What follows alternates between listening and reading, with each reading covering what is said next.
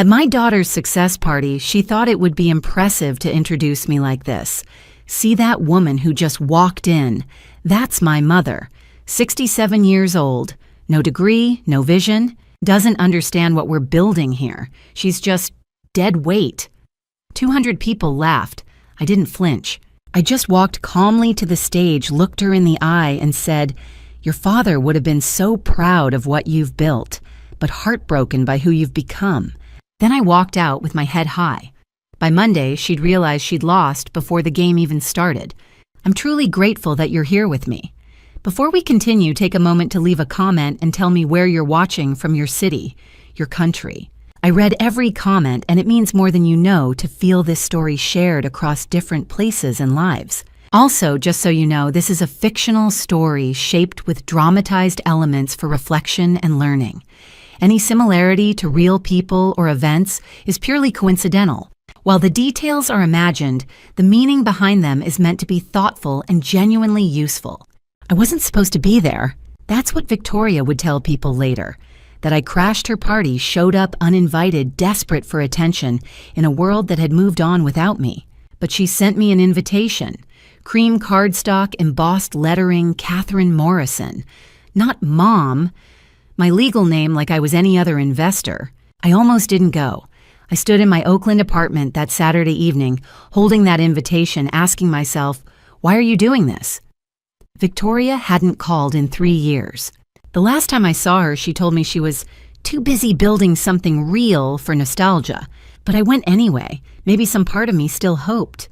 The Ritz-Carlton ballroom was exactly what I expected: crystal chandeliers, champagne towers, 200 people in tailored suits. Young, confident, success radiating off them like heat. I slipped in quietly, found a seat near the back. No one noticed me. I wore a navy cardigan and slacks. Comfortable shoes. At 67, I'd earned the right not to care about impressing strangers. Victoria was on stage when I sat down. She looked radiant. 28 brilliant, commanding the room. She talked about Apex Innovations Series B 20 million, raised 50 million valuation. I felt pride flicker in my chest. That's my daughter. Then she saw me. She stopped mid-sentence. Her eyes locked on mine. For a heartbeat, something flickered across her face.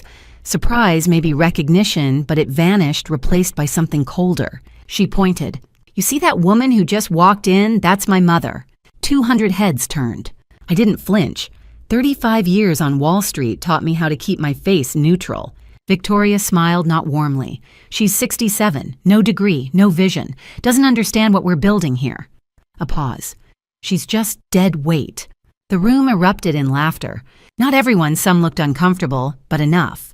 The sound echoed off the ceiling. Someone yelled, "Okay, boomer, camera flashes." A woman whispered loudly, "Savage." Victoria leaned into the microphone. I built this from nothing. No hand-me-downs, no trust fund, no help from a generation that hoarded everything. She paused for effect. I did this myself. Deafening applause. I stood up. Not dramatic, didn't storm the stage. I simply stood, smoothed my cardigan, and walked calmly down the center aisle. The applause died. By the time I reached the stage silence, I looked up at Victoria. She stared back, chin raised. I kept my voice quiet, just loud enough for the microphone. Your father would have been so proud of what you built. I paused, but heartbroken by who you've become. I turned and walked out. My footsteps echoed across marble. Highway 101 stretched ahead, headlights cutting the dark. My hands gripped the Camry's wheel, 20 years old, paid off, reliable. I didn't cry. I wanted to. My chest ached, throat burned. But I kept my eyes on the road, breathing steady. Dead weight. The words looped in my head. I thought about Rob, my husband. Gone 15 years, but I still felt his absence like a missing tooth you can't stop touching. What would you do, Rob? I already knew. Midnight when I reached Oakland. I climbed the stairs, unlocked my door. Didn't go to the bedroom, straight to my desk. Laptop waiting beside cold coffee and folders. I opened it, navigated to a file I hadn't touched in months. Project Silverwing, contingency plan. Documents, contracts, bank statements, legal memos, 8 months of work. At the center, proof I owned 40% of Apex Innovations. Victoria had no idea. I picked up my phone, dialed. Marcus answered on the second ring. Kate, it's late. Everything okay? No, quiet. It's not. Pause. What do you need? Execute phase 1 immediately. Longer pause. Are you sure once we start? She called me dead weight Marcus in front of 200 people. Understood. All business now. I'll start filings Monday morning. Good. I hung up. Long moment in the desk lamp's glow. Outside, the sky lightened thin gray line on the horizon. Tomorrow, Victoria would wake up thinking she won. By Monday, she'd realize she lost before the game started. I closed the laptop and smiled. Sunday morning, 3 a.m. The apartment was silent except for the hum of my laptop and a distant siren on the street below. I sat at my desk staring at the Silverwing folder and thought, to understand why I'm about to dismantle my daughter's empire, you need to know 2 things: how I built it and how she betrayed me long before that party. Let me take you back, 15 years ago. Robert Morrison. Rob died on a Tuesday in March. Heart attack. He was 60. I was 52. Victoria was 13. The funeral was small.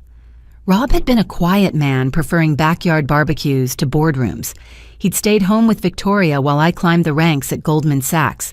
He'd been proud of me even when it meant he became invisible.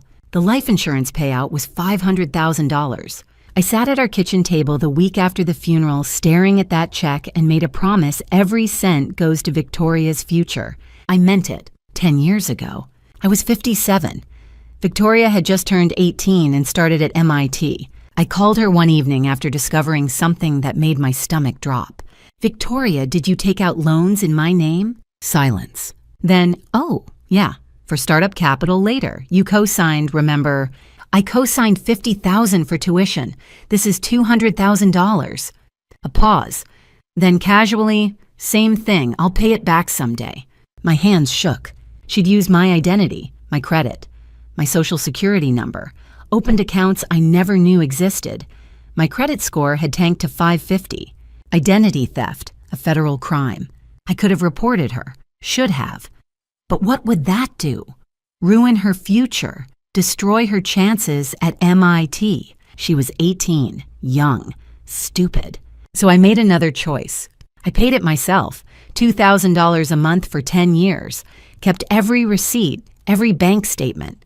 Not because I wanted to use it, it was insurance, protection, a safety net. I told myself she'll grow up, she'll learn. I was wrong. 5 years ago. Victoria graduated MIT at 23 with ideas about artificial intelligence and enterprise software.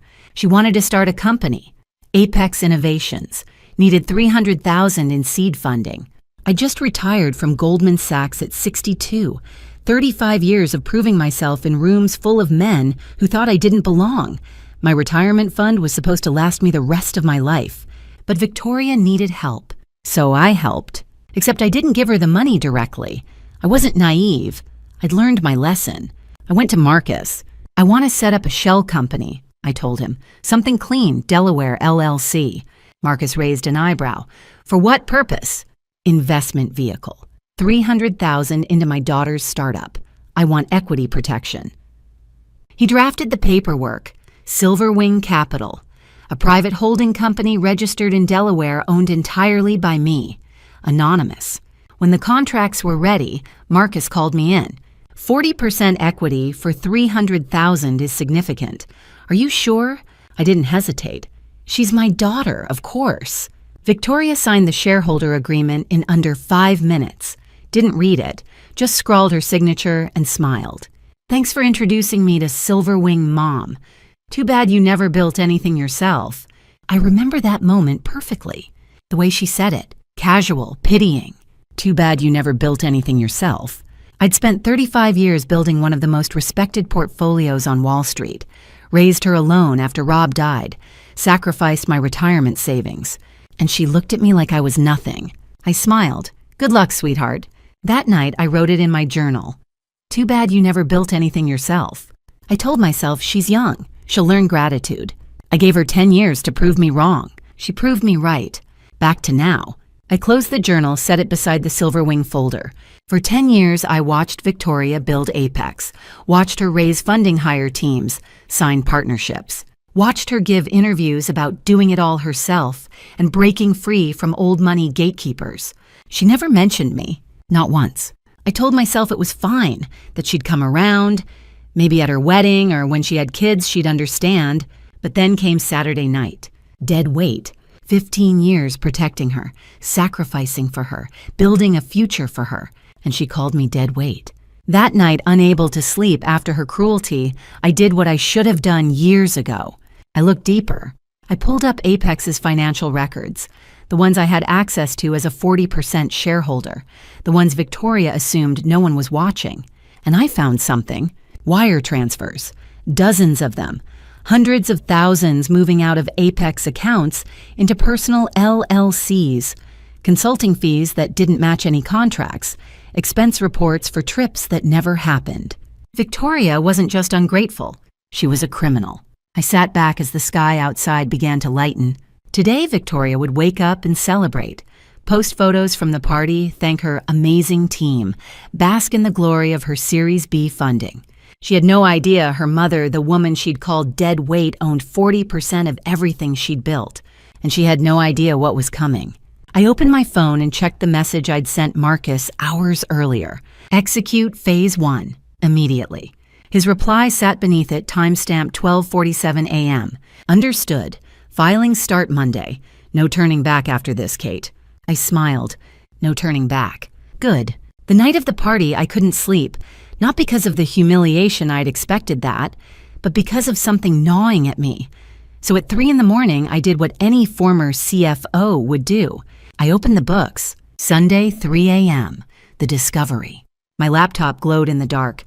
I pulled up Apex's quarterly financial reports, the ones I had access to as a 40% shareholder with board observer rights. At first glance, everything looked fine. Revenue up, expenses normal, but something felt off. 35 years reading financial statements taught me to spot inconsistencies most people miss. Operating accounts showed $2 million less than they should have. I dug deeper. Wire transfers, dozens over 18 months. Small enough not to trigger audits, large enough to add up fast. I traced them. They didn't go to vendors or payroll. They went to Victoria's personal accounts. A house in Palo Alto, $800,000. A Tesla, $120,000. Monthly transfers to 3 LLCs registered in her name labeled consulting fees for services that didn't exist. My hands went still. This wasn't an accounting error. This was embezzlement. I pulled up the shareholder agreement Victoria had signed without reading, scrolled to Section 14C. Breach of fiduciary duty shall trigger forced buyout at penalty price 10 cents per share. I did the math. Victoria's 45% stake at current valuation, $50 million, was worth $22.5 million. At 10 cents per share, $450,000. She'd stolen $2 million and triggered a clause that would cost her everything. Sunday dawn, the choice. The sky turned from black to gray. I stared at the evidence, then looked at my refrigerator, a photo held by a magnet. Victoria at 7, gap-toothed, holding a science fair ribbon. Rob beside her, grinning hand on her shoulder. She's still your daughter. You could help her fix this quietly. I opened a new email. To Victoria Morrison, subject. We need to talk. I know about the transfers. I can help you return the money before anyone else discovers it. Call me. My cursor hovered over send. I thought about Saturday night. Dead weight. No degree. No vision. 200 people laughing. 10 years paying off loans she took in my name. $2,000 a month. While she built her empire pretending I didn't exist. 5 years of silent investment. $300,000 of my retirement. And her words, too bad you never built anything yourself. I thought about Rob. What would you want me to do? Then I understood. If I didn't stop her now, she'd end up in federal prison. Embezzlement is a felony. She'd lose everything anyway. This was mercy. Even if she'd never see it that way. I deleted the draft. Sunday, 8 a.m., the filing. I called Marcus. He answered, voice rough with sleep. Kate, it's Sunday morning. I need you to file for an emergency board meeting today. Pause. Today. I'm sending evidence of embezzlement. Section 14C violation. I want to execute forced buyout. Keys clicking. Long silence as he reviewed the documents. Kate, this is your daughter. I know exactly who she is. That's why I'm doing this. Once I file, there's no going back. I'm not going back. Another pause. All right, I'll file before noon. She'll be served Monday morning. Good. I looked out at the brightening sky. Let her enjoy her Sunday. It's the last peace she'll have for a while. Are you sure you're ready for this? I thought about Victoria waking up in her Palo Alto house bought with stolen money, scrolling through party photos thinking she'd won. I've been ready for 10 years. I just didn't know it yet. I hung up. I closed my laptop, made coffee, watched the sun rise over Oakland. Somewhere across the bay, Victoria was probably still asleep, dreaming about her success, her Series B funding, her brilliant future. By Monday morning, those dreams would shatter, and I'd be the one holding the hammer. I picked up Rob's photo from the shelf. I hope I'm doing the right thing, I whispered, but I already knew I was. Because sometimes love means stopping someone before they destroy themselves, even if they hate you for it. I set the photo down. Monday was coming, and I had work to do. Marcus called me at 9:15 Monday morning. It's done, he said. Process server just left Apex. Victoria received the papers in front of her entire staff. I smiled. First time I'd smiled in 2 days. Monday, 9:15 a.m. Kate receives the report. How'd she react? I asked, setting down my coffee. Laughed it off, called it ambulance chaser nonsense. Told her team to ignore it. She didn't recognize Silverwing. Not even a flicker. She signed that agreement 5 years ago without reading it. She has no idea what's coming. I leaned back, looking out at the gray morning sky. Her lawyer will figure it out by this afternoon, Marcus said. I'd estimate 6 hours before the panic starts. Good. Let her enjoy her morning. Monday, 3 p.m. Victoria investigates. I wasn't there when it happened, but Marcus had sources inside Apex people who remembered when I wasn't invisible. He told me everything later. Victoria's attorney, Daniel Harper, called her around 3. Ms. Morrison, we have a problem. Silverwing Capital owns 40% of Apex. They've held it since your Series A 5 years ago. Silence. Then 40% since when? Since you signed the shareholder agreement in 2019. There's a Section 14C clause, forced buyout for contract breach. They're claiming fiduciary duty violation. What does that mean?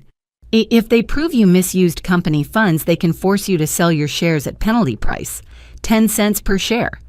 Marcus's source said Victoria tore through old files, found the agreement she'd never read. Her face went white. Penalty price, 10 cents per share? She looked up. Who owns Silverwing? Give me a name. Delaware Shell Company. Anonymous ownership. Could take days to trace. Victoria slammed her desk. I need that name now. I'm working on it. But these financial irregularities, they mention transfers from company accounts to personal LLCs. Is that real? Victoria's face changed. We should discuss that privately. I need a yes or no, now. Long pause. I have to go. She hung up. Monday, 6 p.m. Victoria's panic. Marcus's sources said Victoria spent the afternoon running calculations. She owned 45%. Silverwing owned 40%. If they convinced one more investor to side with them, she'd lose majority control. She called board members, begging for support. We need to see the evidence first, they all said. She called Harper back. There has to be a way to fight this. They're alleging embezzlement. Wire transfers to your personal accounts. Did you take money from the company? Silence. Victoria? I can explain. Did you or did you not transfer company funds? Her voice dropped. It was temporary. I was going to pay it back. How much? Maybe $2 million over time. $2 million. Harper's voice went cold. You took $2 million and didn't tell me. It's not like that. This isn't a contract dispute. This is a federal crime. I can't defend you if you're lying. I'm not lying. I was going to replace it after Series B closed. That's investor capital. You have fiduciary responsibility. I know what my responsibilities are. Clearly you don't. Harper exhaled. Don't talk to anyone. Don't transfer anything. Don't do anything until I call back. He hung up. Victoria sat alone in her glass-walled corner office, the suite she'd been so proud of, and for the first time since Saturday night, she felt afraid. Monday, 6:30 p.m. Marcus updates Kate. My phone rang. She knows she's in trouble. Marcus said. Harper says it'll take until Wednesday to trace the shell company. I looked at my clock. Good, let her panic for 48 hours. Fear makes people sloppy. What's your next move? I thought about Victoria sitting in that office surrounded by stolen success, finally understanding someone was watching. Someone who knew everything. I need her sloppy for what comes next. Which is, I smiled. You'll see. Monday night, Victoria made her first big mistake. She told James the truth. He called me at 7 Tuesday morning. That's when I knew I'd won. I wasn't there for the conversation. James told me everything the next morning when he called, but I'll tell it the way he described it. Monday, 7 p.m., Victoria's office. James Fletcher, Victoria's partner, a venture capital associate at the firm that had monitored Silverwing's investment for 5 years, walked into her office around 7 Monday evening. Victoria was pacing, frantic, papers scattered across her desk. Someone's trying to steal my company, she said. Silverwing Capital. They're claiming I breached fiduciary duty. James frowned. Silverwing isn't trying to steal anything. They own 40%. My firm's been tracking their position since your Series A. Victoria froze. You knew about Silverwing. Why didn't you ever tell me? It's confidential. I'm not allowed to disclose other investors' identities. Daniel Harper's voice came through Victoria's speakerphone. He'd been listening the whole time.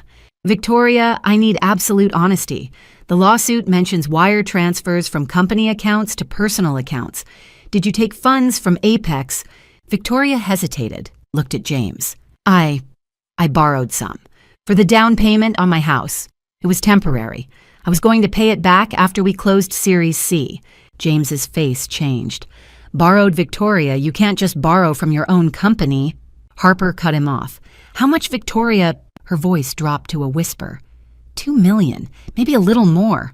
Silence. Then James. $2 million. You took $2 million from the company. I didn't take it. I borrowed it. It's my company. I'm the founder. Harper's voice went cold. You have investors. You have a board. You have fiduciary responsibility. Taking company funds for personal use without board approval is embezzlement, Victoria. It's not embezzlement I was going to. It doesn't matter what you were going to do. What matters is what you did. More silence. Harper continued, his voice steady and clinical. The shareholder agreement has a forced buyout clause, Section 14C. If they prove breach of fiduciary duty, they can purchase your shares at 10 cents each. What does that mean? It means your 45% stake, currently worth $22.5 million, becomes worth $450,000. Victoria's face went white. James stood up. I need to think about this. James, wait. You stole from your own company, Tori, and you never told me. I can't. I need time. He walked out. Victoria sat alone in her glass office, surrounded by the success she'd built on stolen money, and for the first time in her life, she had no one to call. Tuesday, 7 a.m., James calls Kate. I was drinking coffee when my phone rang. Mrs. Morrison, this is James Fletcher. We need to talk. I set down my cup slowly. About Silverwing Capital, about Victoria, about what she told me last night. I didn't say anything. Let him fill the silence. She admitted to taking over $2 million from Apex. Personal use. No board approval, no documentation, just took it. I see. I've been monitoring Silverwing's investment for 5 years. I never knew who owned it. But after last night, he paused. The timing's too perfect. The lawsuit came right after her party. Saturday night. Something happened at that party, didn't it? Smart boy. Something did, I said quietly. Can we meet? I have information that might be useful to you. I thought about Victoria sitting alone in her office Monday night. The moment James walked out. The moment she realized everyone was leaving. Isolation is a powerful teacher. 9 a.m., I said. My attorney's office. I'll text you the address. Thank you, Mrs. Morrison. James, I kept my voice gentle. Why are you doing this? Long pause. Because I thought I knew her, and I was wrong. He hung up. I sat at my kitchen table as morning light filled the apartment. Victoria had lost the legal battle before it started. Now she was losing the people she thought would stand by her. Loneliness does something to people. Makes them desperate. Makes them sloppy. I needed her sloppy. I texted James the address.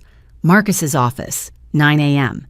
He'd tell me what Victoria confessed, he'd offer to help, and I'd let him feel useful, even though the ending was already written. I chose the coffee shop carefully, public but quiet, a corner table where we wouldn't be overheard. When James walked in at 9 Tuesday morning, I could see he hadn't slept. Good.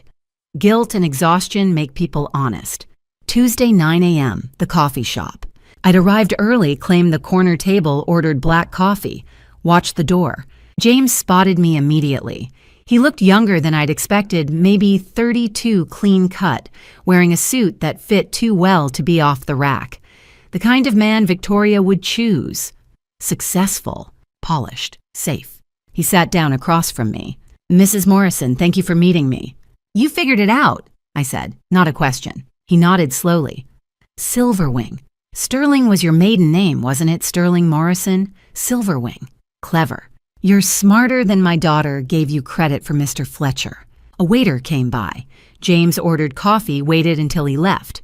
"Why are you doing this?" he asked quietly. "She's your daughter." "Because she's my daughter." I met his eyes. "If I don't stop her now, she'll end up in federal prison." James flinched. "She told me about the $2 million last night," he said.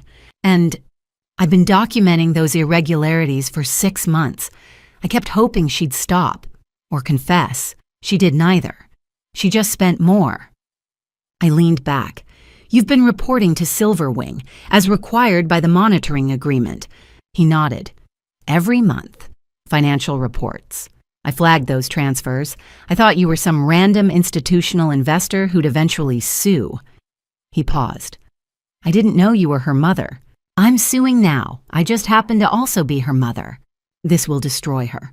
"No," I said quietly. "This will save her. Embezzlement is a federal crime, Mr. Fletcher. 5 to 10 years in prison.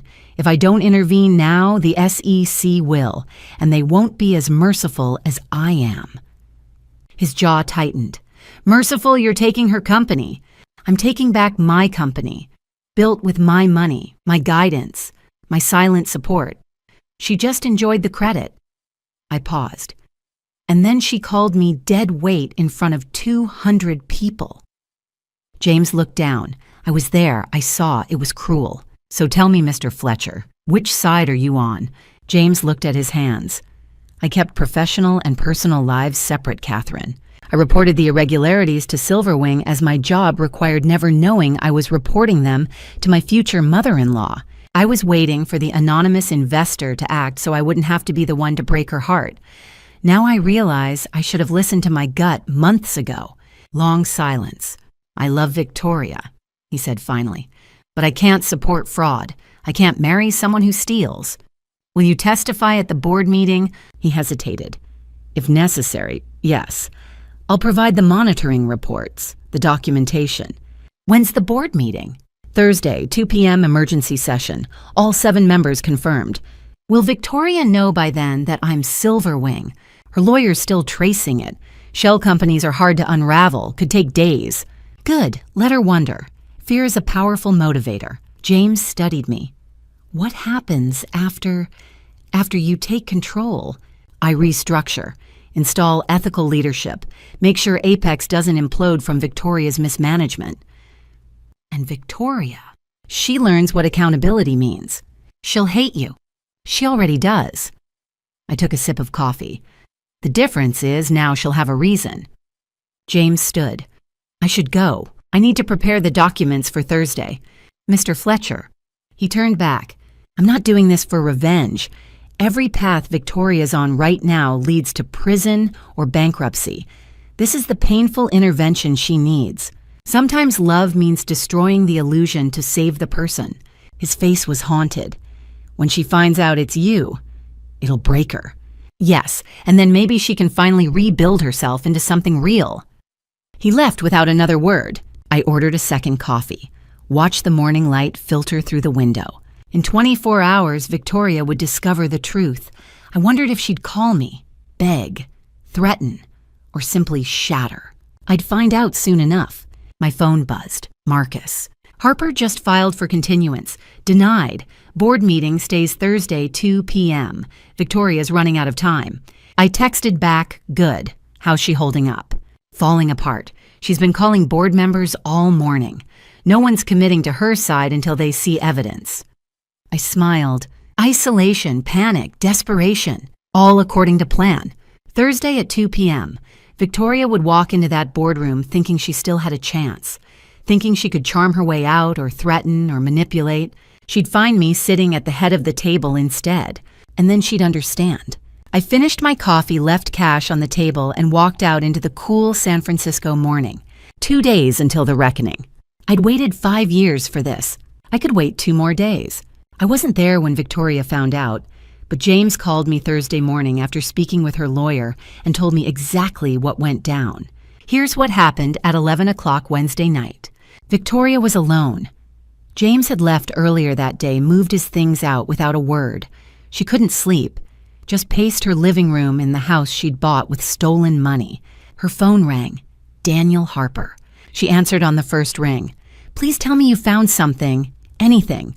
I trace Silverwing's owner, Delaware Corporate Records. Who give me a name? Pause. Catherine Morrison, incorporated in Delaware 2019. That's your mother, isn't it? Victoria dropped the phone. The sound of her scream carried through the speaker. Harper's voice echoed from the floor. Victoria, Victoria, are you there? She picked it up, hands shaking. No. She doesn't have that kind of money. She lives in a crappy apartment in Oakland. According to records, she liquidated retirement accounts, used your father's life insurance, $300,000 5 years ago for 40% equity. Victoria sank to the floor. James told me Harper described Victoria's reaction. This is what must have run through her mind. Saturday night, the party. Dead weight, no degree, no vision. 5 years ago, the contract signing. Too bad you never build anything yourself, Mom. Years of ignored phone calls. MIT graduation where she barely looked at me. Saturday night me walking away with dignity. Your father would have been proud of what you built, but heartbroken by who you've become. Victoria stared at the wall phone pressed to her ear. I called her dead weight, she whispered, in front of 200 people, while she owned 40% of my company, while she'd been funding me for 5 years. Her voice broke. Oh God, what did I do? Harper's voice was gentle. Victoria? She's been my biggest investor the whole time, and I publicly humiliated her. Can we settle? Can we offer her something? Victoria, she owns 40%. She doesn't need to settle. If the board sides with her on the embezzlement charges, she can force you out completely. I have to call her. I have to apologize. Maybe she'll listen. Silence from Harper. You can try, but Victoria. If I were her, I wouldn't answer. James told me Victoria stared at her phone for 10 minutes before dialing. She pulled up my contact. The last time we'd spoken was 3 years ago. A 2-minute conversation where she'd told me she was too busy for Christmas. Her thumb hovered over my name. What do I even say? Sorry I called you dead weight. Sorry I stole $2 million. Sorry I spent 5 years pretending you didn't exist while you quietly saved my company. She pressed call. Wednesday midnight, Kate's apartment. My phone rang at midnight. I was sitting at my kitchen table with tea reading the board meeting agenda Marcus had sent. 7 members, 4 needed for majority. We had 5 confirmed. Victoria's name lit up my screen. I stared at it. Let it ring once, twice, 3 times. I wanted her to feel what it's like to wait for someone who might never come. On the 4th ring, I answered. Hello, Victoria. Silence. Then breathing, ragged, broken. Mom. Her voice was small, childlike, nothing like the confident CEO from Saturday night. Yes, I know, Harper told me about Silverwing, about everything. I said nothing, let the silence stretch. Mom, I'm so sorry. I didn't know. You didn't know because you never asked. My voice was calm. You signed a contract without reading it.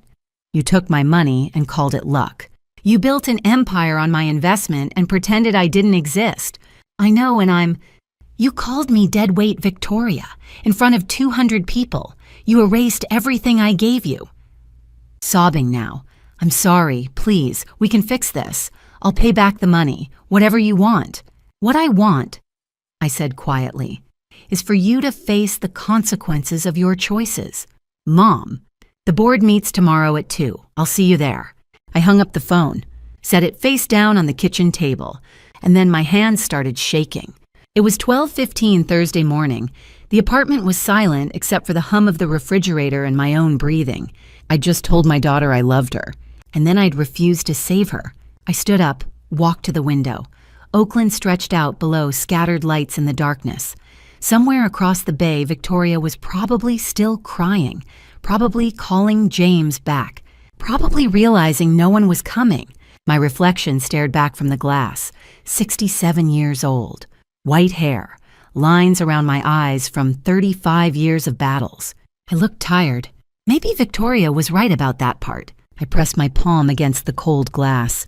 "Rob," I whispered, "I hope I'm doing the right thing, because this is the hardest thing I've ever done." No answer, just the hum of the fridge and distant sirens. I thought about Victoria at 7, gap-toothed with her science fair ribbon. At 13, sobbing at Rob's funeral, holding my hand so tight it hurt. At 23, signing that shareholder agreement without reading it. And at 28, pointing at me in front of 200 people. Dead weight. My chest ached. Around 1 in the morning, my phone buzzed. Text from Victoria. "Mom, I know you're awake. Please call me. We can fix this together. I promise I'll change." I stared at the message for 5 minutes, watched the cursor blink in the reply field. Then I turned the phone face down and walked away.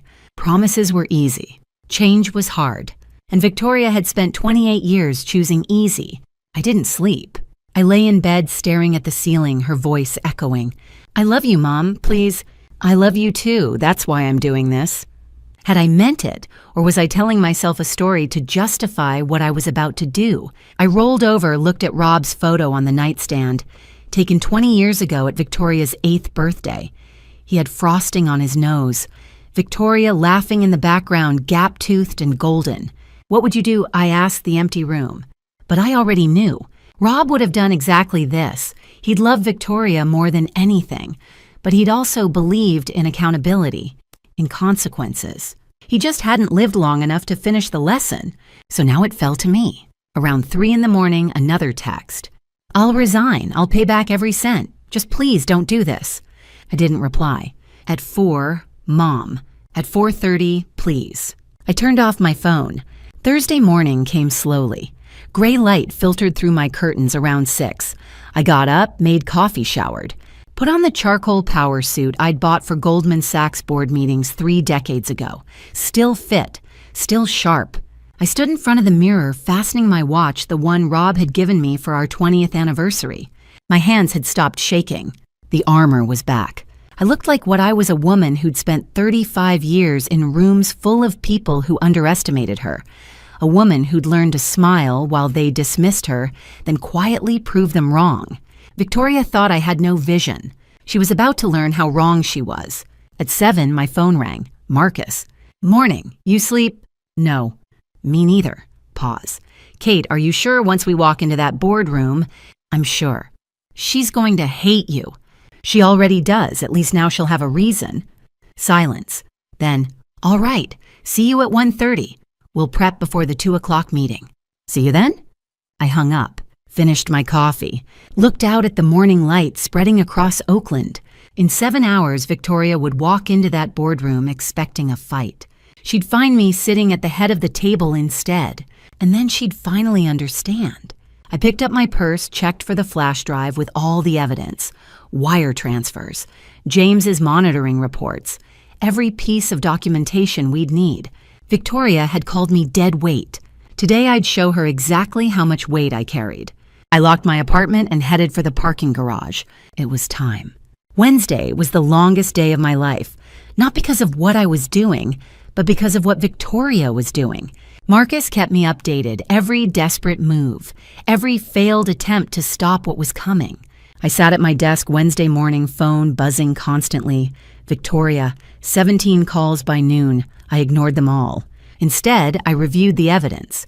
Wire transfer records, monitoring reports from James, screenshots of LLC formations, $2 million traced through 6 different accounts, all leading to Victoria's personal use. The evidence was airtight. My phone rang. Marcus. "Everything ready for tomorrow?" Yes, the board confirmed all 7 members, plus Victoria's lawyer. James Fletcher will testify. I looked at the photo on my desk, Victoria at 7 holding that science fair ribbon. I'm ready. Marcus had sources inside Apex. He told me Victoria spent Wednesday in free fall. She's calling every lawyer in the Bay Area.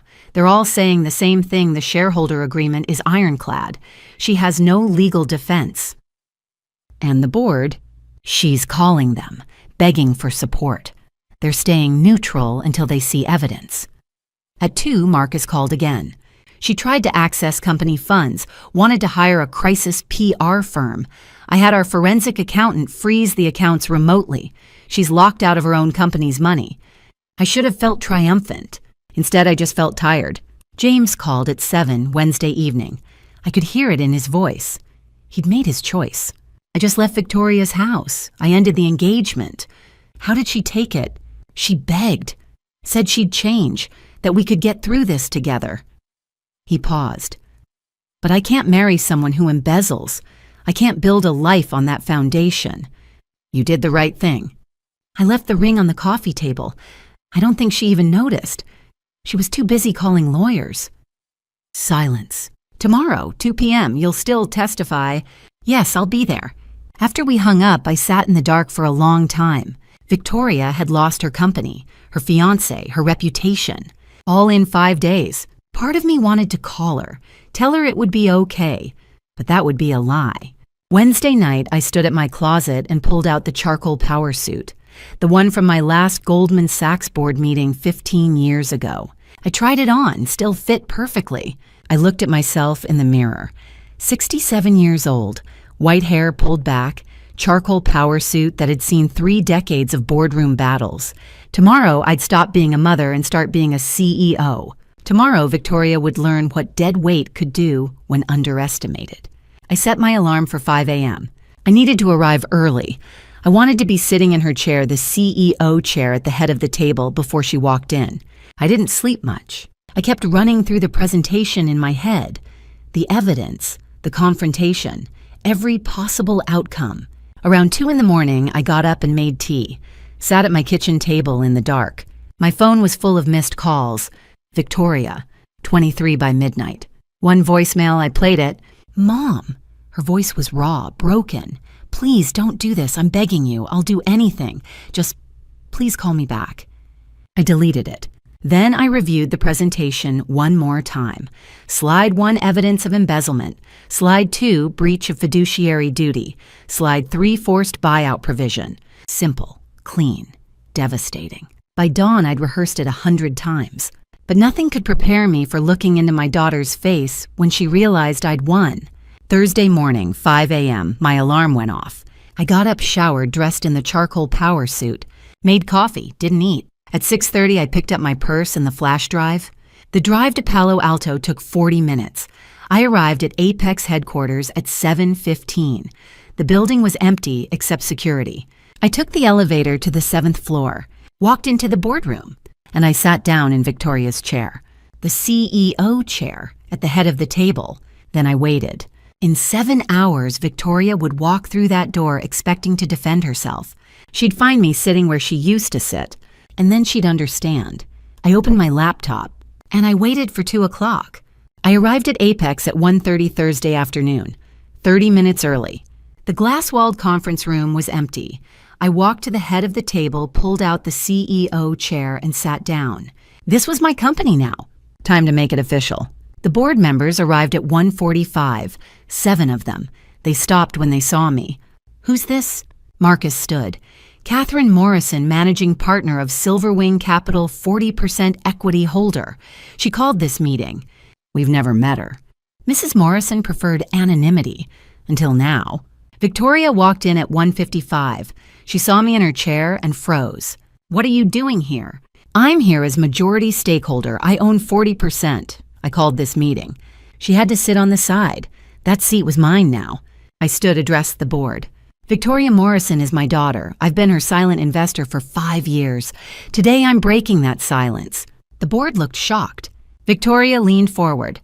Mom, please, can we talk privately? We're past private conversations. This is board business now. I opened my laptop. The screen behind me lit up. I'm presenting evidence of fiduciary breach under Section 14C. Slide 1 appeared. Wire transfer analysis, January 2023 to present.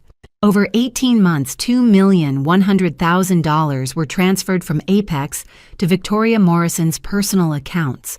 Detailed receipts appeared. Palo Alto house down payment, $1.2 million. Personal registration. Tesla Model S, $152,000. Personal registration. Consulting fees to 3 Delaware LLCs, $748,000. I brought up Delaware search results. These LLCs don't exist. This is embezzlement. A board member looked at Victoria. Is this accurate? Those were business expenses.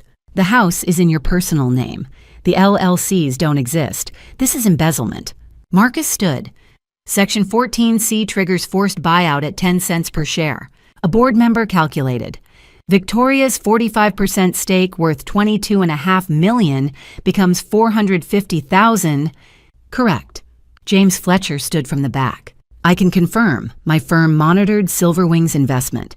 I flagged these transactions 6 months ago and reported them as required. Victoria stared at him, betrayed. All in favor of recognizing breach, 7 hands. Victoria couldn't vote. 7-0. The board filed out. Kate, Victoria, and lawyers remained. Victoria's voice shook. You planned all of this. No, I gave you money, support. You chose to steal. You chose to call me dead weight. I'm responding to your choices. I stood. 2 choices, Victoria. Choice A, resign immediately. Sign the share transfer. Keep 5% founder shares. I won't report to federal authorities. Choice B, fight this. I report to the SEC and district attorney. Embezzlement is 5 to 10 years. Wire fraud adds 20. You'll be 50 when you get out. Victoria stood trembling. You'd send your daughter to prison. I'm saving you from becoming a federal criminal. This is your out. I built this company. You built it on the credit score you stole from me 10 years ago, Victoria. That $200,000 debt you took in my name, the one I spent a decade paying off while you played CEO, that was the real seed funding. You didn't build this from nothing. You built it on my back, and then you called me dead weight. We built it. With my $300,000, my retirement, my husband's life insurance, you took the credit. Now face the consequences. I'll sue. With what money? Your assets are frozen. You're bankrupt. Tears now. Why are you doing this? Because you called me dead weight. Because if I don't stop you, you will end up in prison. I'd rather have you hate me and be free. Marcus checked his watch. 24 hours to decide. I hope you're satisfied. You've destroyed me. No, sweetheart, I'm trying to save you. You just can't see it yet. She stormed out. I stood alone in the conference room. Sat down slowly, pulled out my phone. The photo of Victoria at 7 holding her science fair ribbon. A single tear rolled down my cheek. Forgive me, sweetheart. This is the only way I know. Victoria didn't resign. Pride wouldn't let her. The forced buyout executed Friday morning. Her 45% worth $22.5 million sold for $450,000. With one signature mine, she lost everything. Marcus called Friday noon. It's done. You own 85%. Victoria kept 5% founder shares. Security escorted her out this morning. How was she? Silent, packed a box and left. I closed my eyes. Thank you, Marcus. I hung up, sat in my Oakland apartment and looked out the window. I was CEO of a $50 million company, and I'd never felt more alone. But Victoria was free, not in prison, not facing charges, just humbled. Maybe someday she'd understand. Today she hated me, and I had to live with that. I picked up Rob's photo. I hope I did the right thing. The apartment stayed silent. If you're still here with me, let me know in the comments which moment stood out to you the most in this story. And if you were in my place standing in that boardroom, holding all the power, what would you have done next? Would you have shown mercy? Or would you have let the consequences fall exactly as they did? Your thoughts matter. Tell me below so I know you're still walking this journey with me. And just a quick note before we continue, the next part of this story includes some dramatized fictional elements created for storytelling and reflection. If this isn't something you'd like to continue with, you're welcome to stop the video here. 2 weeks later, I sat at my desk scrolling through the news. TechCrunch called it the most dramatic boardroom coup in Silicon Valley history. Business Insider speculated about the mysterious Silverwing investor. None of them knew it was a 67-year-old mother teaching her daughter a lesson about consequences. The headlines were everywhere. Apex Innovations CEO ousted in investor coup. Mystery investor Silverwing Capital seizes control of $50 million startup. Twitter was on fire. Shock, schadenfreude, speculation. But my identity stayed protected. Silverwing remained anonymous in all public filings. My first board meeting as official CEO was Tuesday, 1 week after the forced buyout. I stood at the head of the table. My first action, I'm returning the $2 million Victoria took back into operating accounts immediately. The board applauded. Second, I'm hiring a new CFO. Third, implementing full financial transparency policies. Within 2 weeks, the company stabilized. Stock price recovered. One engineer told me, "We knew something was wrong. We just didn't know how to report it." I issued a public statement. Apex Innovations is committed to ethical leadership. Previous management made serious mistakes. We're correcting course with integrity. I tracked Victoria's downfall through public records and Marcus's reports. The Palo Alto house foreclosure notice filed, seized within 10 days. The Tesla repossessed. Victoria moved to a studio apartment in Oakland. Marcus confirmed the address, 6 blocks from my place. Her Instagram went dark. Every party photo deleted. Account switched to private. Former Apex employees gave interviews. She was always reckless with money. This doesn't surprise me. The internet was brutal. James met me at a coffee shop 2 weeks after the board meeting. He looked tired. I officially ended the engagement. Returned the ring to the jeweler. Couldn't return it to her. She won't answer. How is she? I don't know. She blocked my number. Blocked everyone. She's disappeared. She hasn't disappeared. She's hiding. Humiliation does that. Do you think she'll ever forgive you? I stirred my coffee. I don't know. But that's not why I did this. I did it because it was necessary.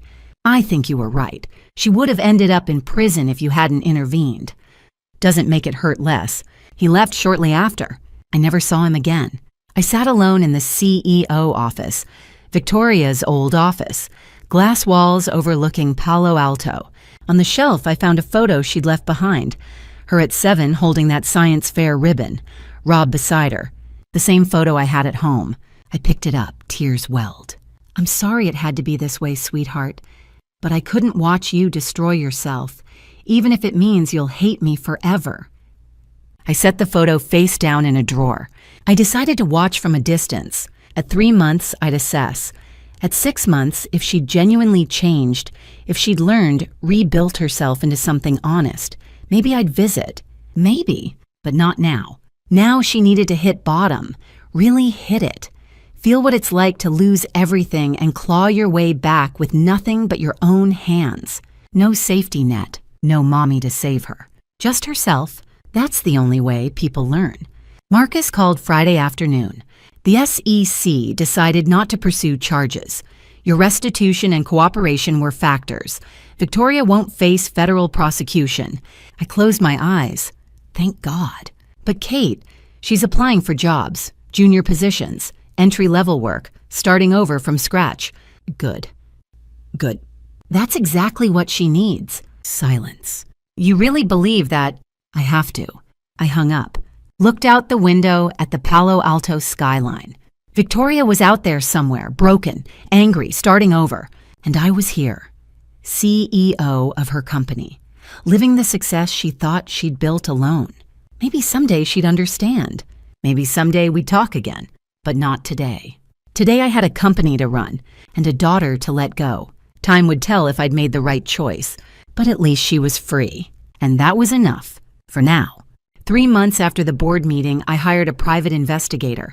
Not to spy. To make sure she was alive. That's how worried I'd become paying a stranger to confirm my daughter was still breathing.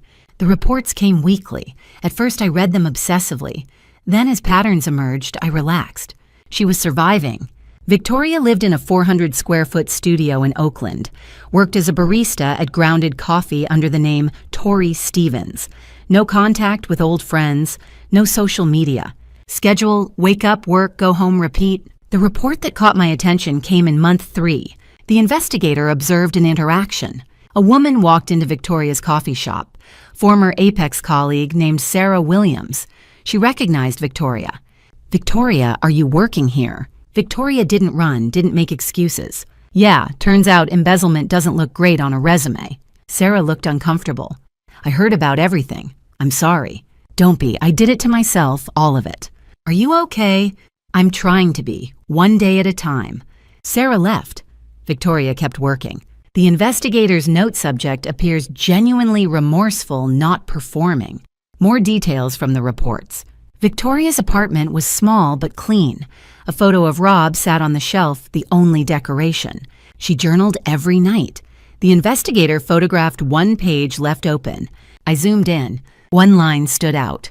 Day 90 without the company. Day 90 realizing I don't know who I am without a CEO title. Day 90 understanding Mom was right about everything. I stared at that photo for a long time. Called the investigator. Any signs of bitterness? Plans for retaliation? None. She works hard, lives modestly, doesn't talk about her past.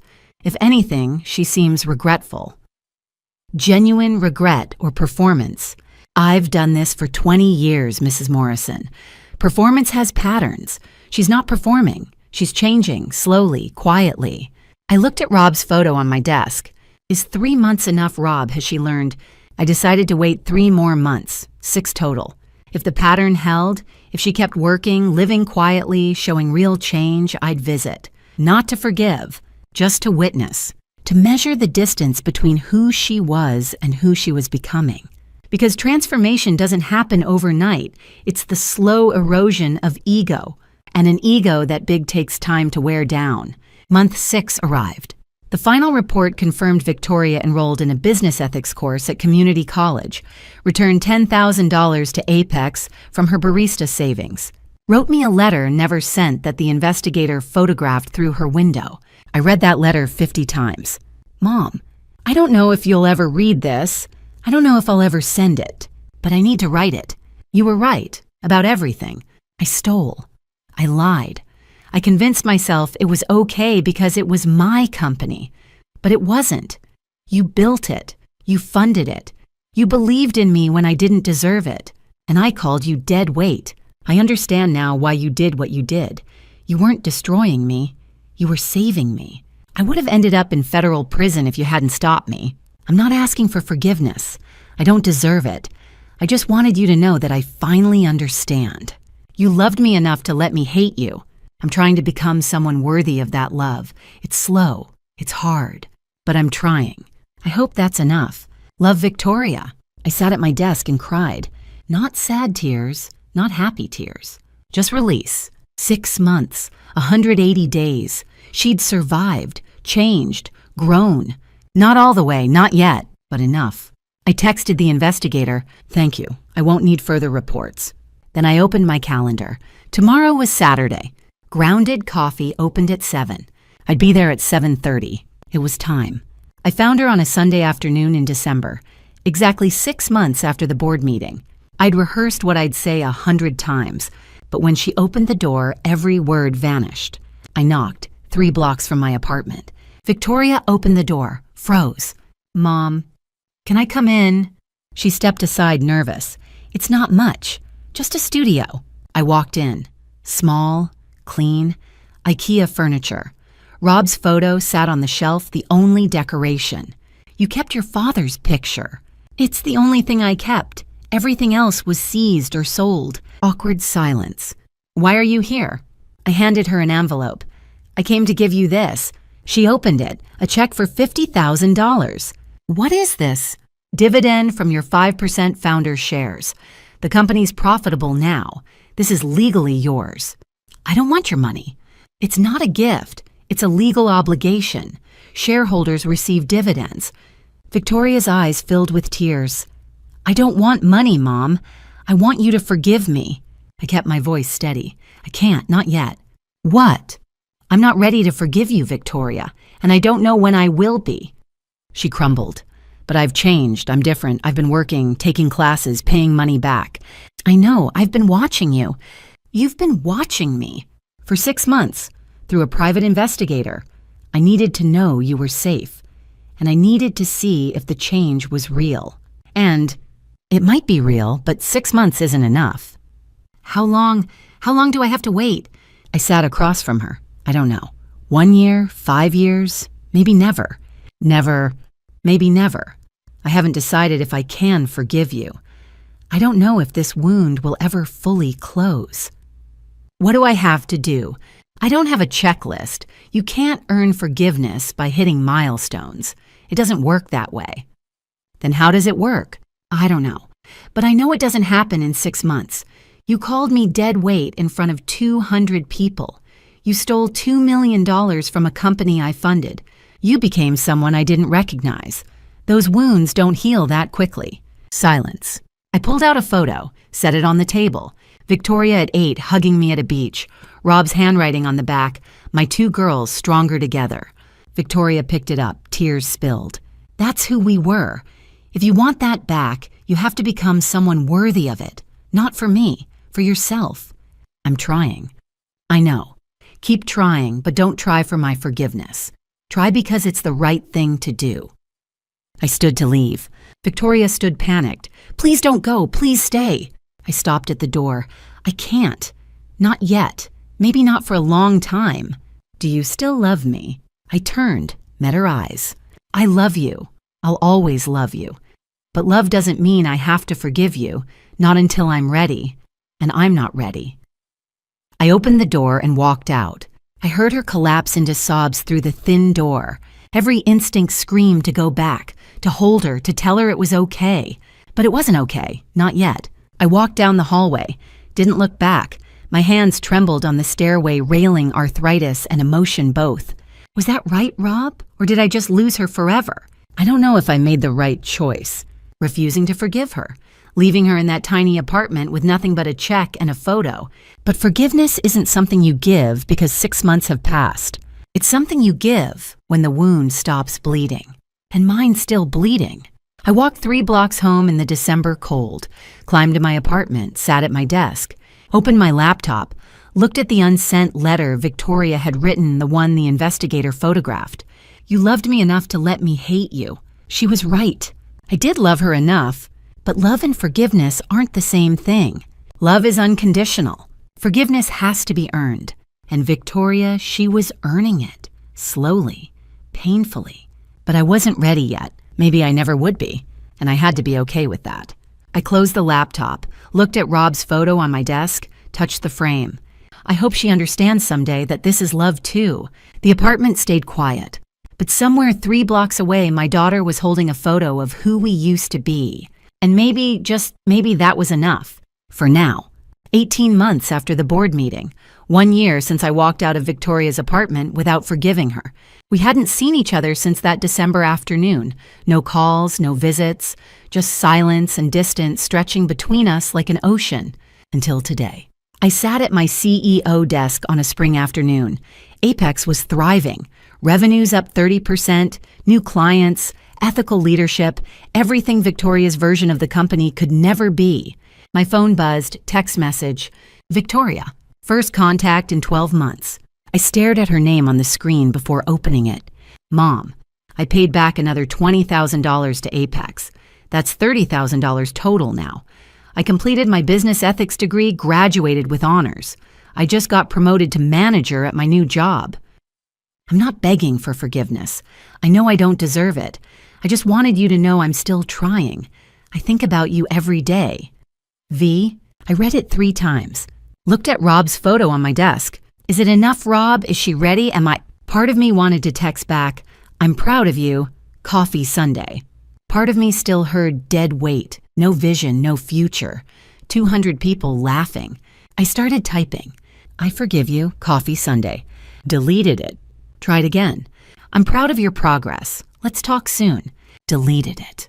Tried once more. I'm proud of your progress. Keep going. I hit send. Put the phone down. Didn't add love mom or call me or let's meet. Just keep going. I turned to the window. San Francisco skyline stretching before me. People ask me if I've forgiven my daughter. The truth, I don't know. Some days I think I have. I read her messages and feel warmth, pride, hope. Other days I remember that party. I hear dead weight echoing and the wound tears open again. Forgiveness isn't a switch you flip on or off. It's a wound healing slowly, layer by layer, day by day. Sometimes the scab breaks and you bleed again. She's changing, I see it. $30,000 repaid. Ethics degree with honors. Promoted to manager. Rebuilding from zero. But is it real or performance? Time will tell. Maybe next year I'll text her Coffee Sunday. Maybe I won't. Maybe she'll have to wait 5 years, 10 years. Maybe I'll die before I forgive her. And maybe that's okay, because forgiveness isn't something I owe her. It's not a debt she can repay with good behavior. Forgiveness is something I give when I'm ready, if I'm ready. And I'm not ready. Not today, maybe not for many years. I didn't destroy her empire for revenge. I did it because she was destroying herself. I'd rather have her hate me and be free than love me from a prison cell. Would I do it again? Yes, immediately. Do I regret it? No. Do I miss her? Every day. But missing someone and forgiving them are different things. She's on the path to becoming someone I can respect, but she's not there yet. And I'm on the path to becoming someone who can forgive her. But I'm not there yet. We're both still healing.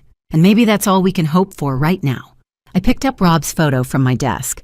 Maybe someday I'll forgive her. Maybe someday she'll forgive herself. But today we're both still broken. And that's the truth. I set the photo down gently. And truth matters more than happy endings. I closed my laptop, stood up, looked out at the city below. This isn't an ending. It's a pause, a breath, a moment between what was and what might be. Some stories don't end. They just continue in silence, in distance, in hope. Or maybe they don't continue at all. Victoria is out there somewhere, 29 years old, working, learning, rebuilding herself brick by brick into someone worthy of forgiveness. Someone who understands that trust isn't given freely. It's earned through consistency and time. And I'm here, 68 years old, running the company she built with my money, waiting to see if the wound ever fully closes. Maybe it will, maybe it won't. Maybe next year we'll sit across from each other at a coffee shop and talk like mother and daughter again. Maybe in 5 years, maybe 10, maybe never. I don't know yet. And that uncertainty, it doesn't scare me anymore. Because some questions don't need immediate answers. Some wounds take a lifetime to heal. And some relationships exist in the space between love and distance. That's where we are now. And maybe that's enough. Ask me in a year, or 5, or never. We'll see. Looking back now, I wonder if I did the right thing. Not in stopping Victoria, that was necessary, but in how long I've held on to this pain. Don't be like me. Don't let pride and hurt become walls so high that love can't climb over them. I held my boundaries so firmly that I forgot how to lower it even a little. The lesson here isn't just about consequences, it's about grace. Yes, Victoria needed to learn accountability. Yes, she hurt me deeply. But I've realized something in these 18 months' punishment without the possibility of redemption isn't justice. It's just cruelty wrapped in righteousness. These family drama stories teach us that sometimes the hardest person to forgive is the one who looks most like us. Victoria was my mirror, ambitious, stubborn, proud. Everything I was at her age, but without the guardrails I'd learned to build. I've heard so many family drama stories over the years, daughters betraying mothers, mothers controlling daughters. We all think we're different. We're not. We're all just people trying to love each other while carrying our own wounds. My own grandmother used to say, bitterness is drinking poison and expecting the other person to die. Those grandma stories she told me, I didn't understand them then. I do now. God teaches forgiveness, not because the other person deserves it, but because we deserve the freedom it brings. I've been so focused on whether Victoria earned my forgiveness that I forgot to ask if I needed it for myself. If you're in one of those family drama stories of your own, remember these boundaries are necessary. But walls are prisons for both sides. Victoria is changing, I see it. But I'm the one still locked inside the anger from that night. The grandma stories we pass down, they're supposed to teach wisdom. My grandmother would tell me I'm wasting precious time. She'd say, "You're 68. Life is short. Drink the coffee. Make the call." All those grandma stories about forgiveness and family. They were preparing me for this moment, and I'm still not ready. But maybe that's the lesson too. Maybe she's right. Maybe next week I'll text Victoria, "Coffee Sunday." Or maybe I'll wait another year. I don't know yet. But I'm learning that being right isn't the same as being free. And I want to be free. Final note, this content contains dramatized storytelling elements for educational purposes. Some details are fictionalized, but the lessons and messages are entirely valuable. If this style doesn't resonate with you, that's okay. Please seek content that better suits your needs.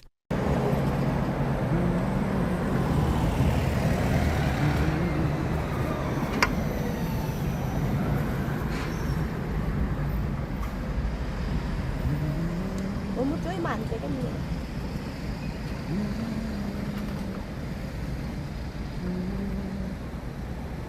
짜증나네. 솔직히 계속 붙여놓을 건 상관은 없는데.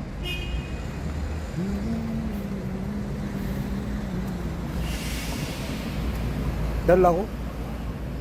살짝 쪼이려고. 너무 세게 쪼이니까 짜고긴 하니까. 자국 나면 자국 안 되었으면 되지 뭘. 짜고긴 하지.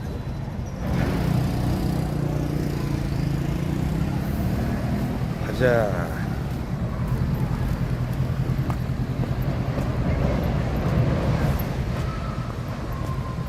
뭐야? 다 때려박는 소리가 나?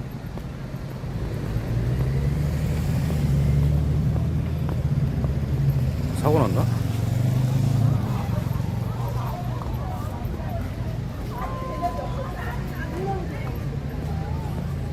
오씨, 큰 차 때려박는 소리가 났는데?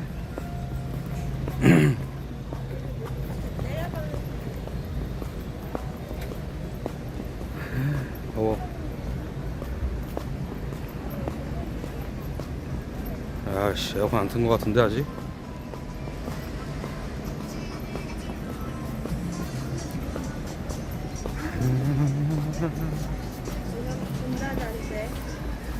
지금 몇 시야?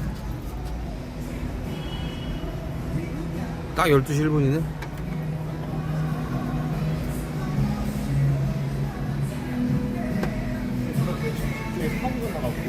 에? 뭐야, 여기구나 사고 난 게. 미쳤네.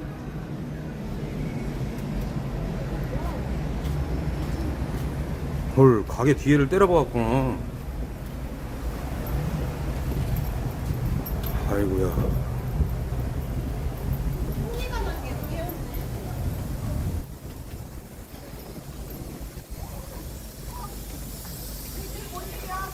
아이고야. 김 여사야. 김 여사야?